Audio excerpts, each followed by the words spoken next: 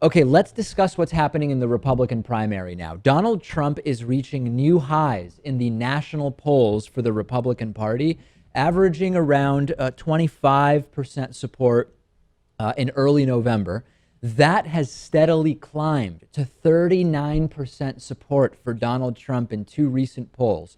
One is from CNN ORC, the other is from Fox News. Ted Cruz now is solidly in second place, absolutely obliterating the flaccid campaign of Ben Carson, Lewis, which has completely fallen apart. Ted Cruz now in second place with an average of about 18%, followed by Marco Rubio, 11, and Ben Carson, a very, very paltry 9% after being almost tied with Donald Trump in first place.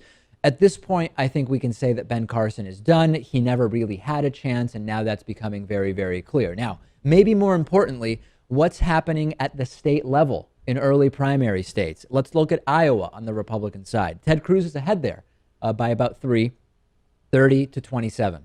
Iowa, Lewis, could be a big state for Ted Cruz. It is the only place right now where Cruz is leading, because if we look at New Hampshire, Trump is well ahead, 26% to Marco Rubio's second place, 13%.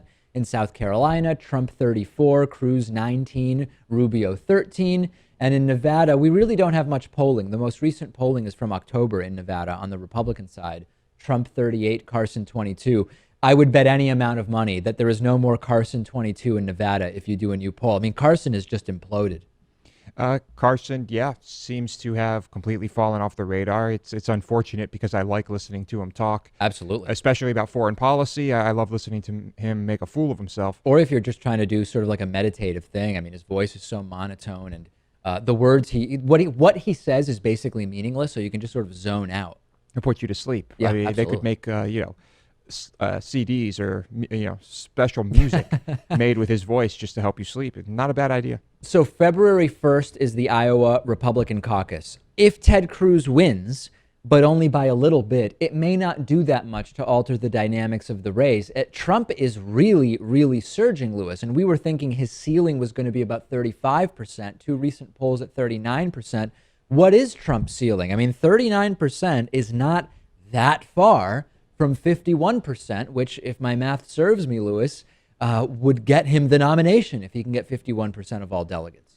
Well, I guess it's between the people who care more about things other than Jesus, right, and the people who care more about Jesus. The Jesus side is for Cruz, the everything else side is for Trump, and so I guess there's still some room there for Trump to go up. Although he's not doing that poorly with evangelicals, which is absolutely stunning to me. I mean, it makes absolutely no sense. We'll follow it. I maintain Donald Trump will not be the Republican nominee.